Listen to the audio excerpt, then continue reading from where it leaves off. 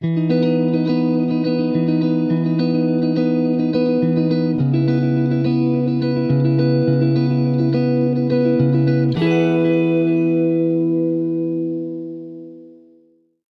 beautiful creatures of the world, and welcome back to Coffee with Kerri-Lynn. We have Canadian wildfire smoke. We have clouds in the sky. Sometimes it's raining. It's cool enough for a sweatshirt. We have construction across the street here in the far north of Maine, up along the Canadian border, in the crown of Maine. I hope everyone is having a nice, warm, sunny summer day, wherever you may be. I hope you're having a day filled with fabulosity and strong coffee.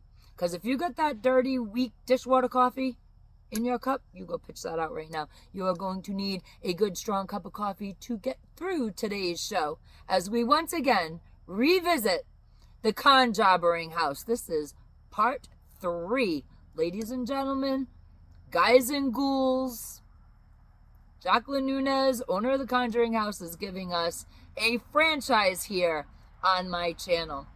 I know all you guys want Jaquline Nunez to be possessed by the home. I know a bunch of people want her to be possessed by the spirits that inhabit the home. But I stand firm in my conviction, ladies and gentlemen, beautiful creatures of the world. The only thing possessing Jaquline Nunez is greed. It is pride. It is vanity. It is fame and fortune. Hear me out. I know everybody's feathers are getting ruffled. But hear me out on this one.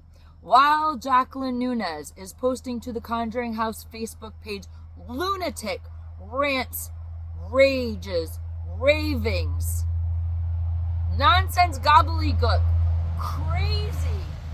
crazy videos of nature talking to her and her trying to figure it out.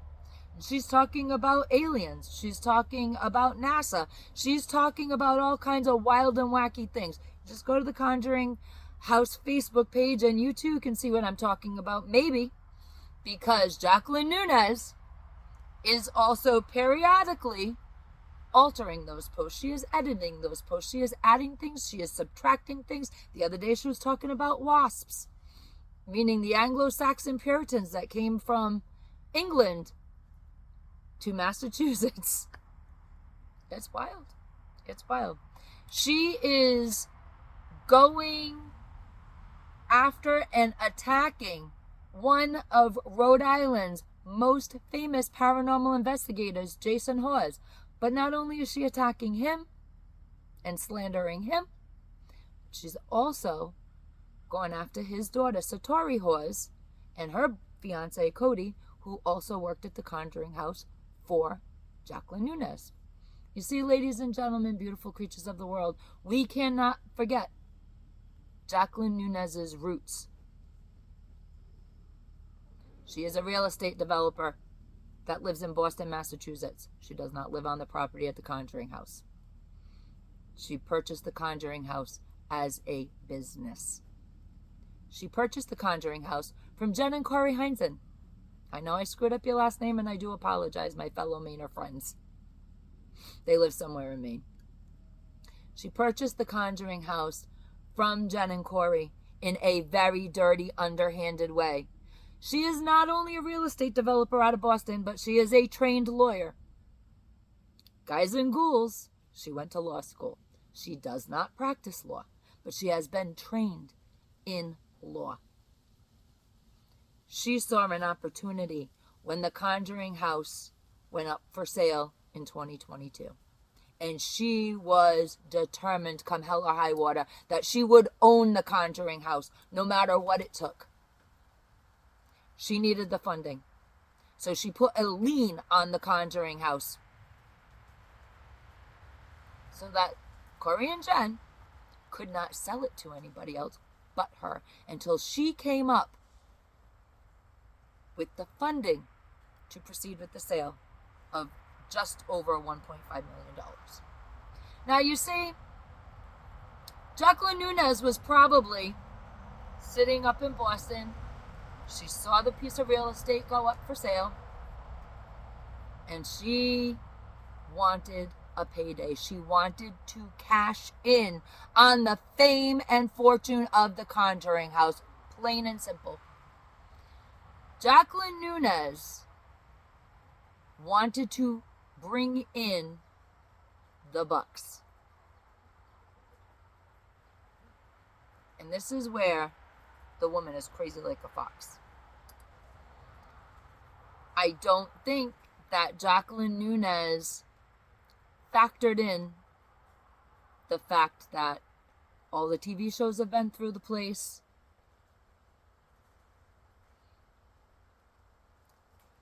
Economy is difficult. And it's not being as profitable as she wanted it to be. So she purchased the house in 2022. You can look all this information up. They did a big article in the Providence Journal. So just go to projo.com, research the article. It'll come up for you. The entire interview that they did with her. And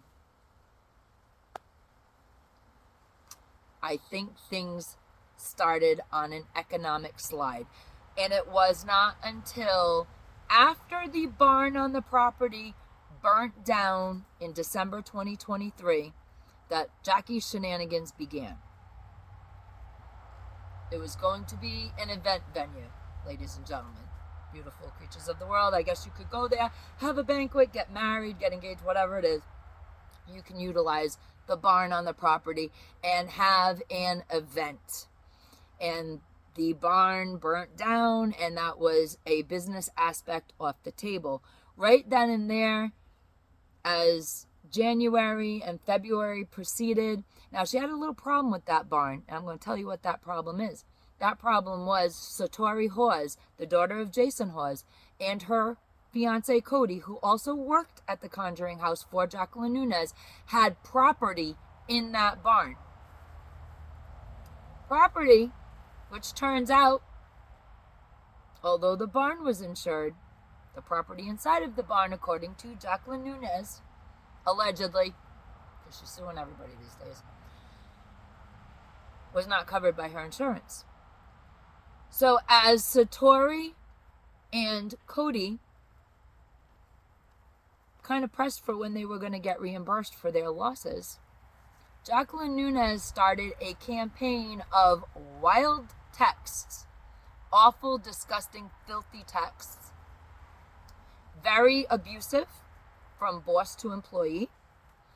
And it wasn't until a few weeks ago that Satori's famous dad, Jason Hawes, stepped into the picture and started making videos and allowed everybody who had resigned from the Conjuring House, Jen and Corey, a few other people, Satori, Cody, had allowed them a platform to express what had been going on for over 6 months at the Conjuring House. It's all about money, ladies and gentlemen, beautiful creatures of the world. I don't think Jaquline thought that Jason was going to step into the fight, because she threatened them all. She threatened all the employees that resigned in May that if they opened their mouths, she would bury them in lawsuits. She told Satori and Cody that she would expose them as being frauds. They do this, apparently Satori's a human Ouija board, and they do this method of ghost investigating, and I'm not commenting on it because I'm not a debunker. I really don't care. All I'm going to tell you about the method is it's like watching paint dry. It's like nails on chalkboard. And I just can't get into their style, but that doesn't mean that it's not real. Okay? Everybody has a different style. Everybody who has any gifts that can connect with the world beyond the veil, everybody has their own style. And I absolutely do not disparage anybody for the way their gifts come out. How can I? It'd be quite hypocritical, can it? So Jason Hawes got into the fight, which made the fight very, very interesting for Jaquline Nunez. And she started leaving the former employees alone. Sort of. And went needling at the current employees, as well as at Jason Hawes. What better way to grab some fame and some fortune than to get vicious, ugly, and nasty with a famous paranormal investigator that has had his own TV show. That'll get you some headlines, won't it? On July 19th, she fired Brian Dancero, claiming he stole $3,000 from the gift shop. But Jaquline does very dirty deeds, ladies and gentlemen, beautiful creatures of the world. She does very dirty deeds. She fired Brian Dancero and told him, the ghost of John Arnold, that used to be the Arnold estate before it became the Conjuring House. It was originally built by John Arnold, who died in 1839. John Arnold told her, in her head, the voices in her head are talking to her, girlfriend, don't tell people about the voices in your head. Keep your visions to yourself. John Arnold told Jaquline Nunez that Brian Dancero had stole $3,000 from the gift shop, and therefore she fired Brian Dancero. The reality is she owed Brian $9,000 in back pay. It's 5 weeks worth of back pay she owed him. She fired him. Which tells me there's a lot of financial problems going on in Jackie's little empire that owns the venue. Brian Dancero wasn't going to take this sitting down, so he went to WPRI TV, WPRI Channel 12, contacted Jaquline for a statement, and Jaquline absolutely told them that the ghost of John Arnold claimed, that was her evidence and proof, the ghost of John Arnold told her that Brian was stealing from the gift shop and stole a total of $3,000, and that she was holding his back pay as compensation. So she did some Jackie math there. And I said this in my other video. If you owe him $9,000 and you claim he stole $3,000, first of all, pay him the $9,000, then take him to court and sue him. Okay, that's a small claims deal. Up to $6,000, you know. So you can actually pull him into small claims court, present your evidence. But Jaquline, you've got no freaking evidence that the man has stolen from you. So you can't go that route. Instead, you need to hold his $9,000. And if you're going to hold it for compensation, you claim that John Arnold told you he only stole $3,000. Give the man $6,000. Let the man take you to court. Let Brian Dancero take you to court for the other $3,000. But you can't do that because you've got no evidence that he stole anything. Now come the unhinged rants and ravings on the Conjuring House Facebook page. And now we're up to the fact that the paranormal community actually has a hashtag called Boycott the Conjuring House. See, this whole thing went a little sly, a little sideways for her. But Jaqueline's not done yet, ladies and gentlemen. Oh, no, she ain't. Because in the midst of all the turmoil, in the midst of Jason Hawes making a video in July with everybody that used to work at the Conjuring House, John Huntington popped up. Now, who is John Huntington? John Huntington is a paranormal investigator, and he is also was friends with Jen and Corey, the owners of the Conjuring House. And in fact, on John Huntington's YouTube channel, on his video, he explained that during COVID, he stayed full-time at the Conjuring House. And the house made him very depressed. It was very oppressive on him, to the point where finally Corey and Jen made him leave the house, and their friendship was dissolved, skewed sideways, whatever. But you can go watch his videos about the Conjuring House and what it did to him emotionally and mentally while he lived there full time. Remember, Jackie lives in Boston. She doesn't live on the Conjuring House property at all. She has a little camper she stays in every now and again, but she lives in Boston. Well, he went on with his video to explain what the house did to him, how it oppressed him, how it depressed him. And his YouTube channel is Hauntington, John Huntington Paranormal. So you can go watch that video over there, where his video, unfortunately, the first few that he did about what might be happening to Jaquline Nunez, leveled it as the house was doing this to her, and people were really buying into that. He has since this past week made a video explaining he doesn't think it's the house. He thinks she's off for a rocker.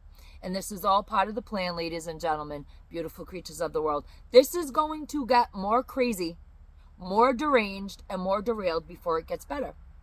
Why is this? Because she's looking for a book deal, and she's looking for a Hollywood sequel to the Conjuring franchise. It's my prediction. Plain and simple. Jaquline Nunez is not a lunatic. She's not crazy as in batshite. Ladies and gentlemen, guys and ghouls, Jaquline Nunez is crazy as a fox, and she's looking at a money angle. How else are you going to get out of the debt? Now, probably a few more of these twists and turns. It's absolutely crazy. Go after a famous paranormal investigator, go after his daughter. There's all kinds of fighting on the internet. You're getting publicity for a piece of property that isn't producing income, which you sunk so much money into. It's starting a buzz. It's starting a charge. You got other people saying, I lived there. The house oppressed and depressed me, which I am not in any way, shape, or form saying that it did not happen to John Huntington. I believe that houses do hold energy, and that energy is palpable. And when you are a sensitive person, you can feel things in a home. Lord knows I've lived in my share of wild homes. But ladies and gentlemen, every single antic that Jaquline Nunez does stays right the side of from keeping her committed involuntarily. It is so bad at this point that Jason Hawes has a no contact, no trespass order on Jaquline Nunez. He did that on August 9th. That was Friday. And when she was told that there was a no contact, no trespass order, she put up a scathing rant to the Boston Police Department, but she kept contacting Jason. She kept texting him. And he put it all up on his YouTube page. He put every single text. He's doing the video, and more texts were coming in. Just this side of an involuntary commitment. Ladies and gentlemen, beautiful creatures of the world, mark my words, Jaquline Nunez is going to dig herself out of the financial hole she put herself in. She will have a book deal like the Perrins, and she will have one more installment of the Conjuring Hollywood franchise like the Warrens, and she will dig herself out of all the nonsense. She may have to spend a few weeks, maybe a month in Butler. Just take a little respite there, and she'll come out all fresh and clean and new. She'll bankrupt her LLC, and then a book deal will come out of it, because she's going to claim the house, the spirits made her do it. Thank you for joining me today and for listening to my little opinion about what is actually happening with the Conjuring House. Ladies and gentlemen, beautiful creatures of the world, be the kindness that you want to see in the world. And as always, Carpe Diem, because no one promised you a tomorrow.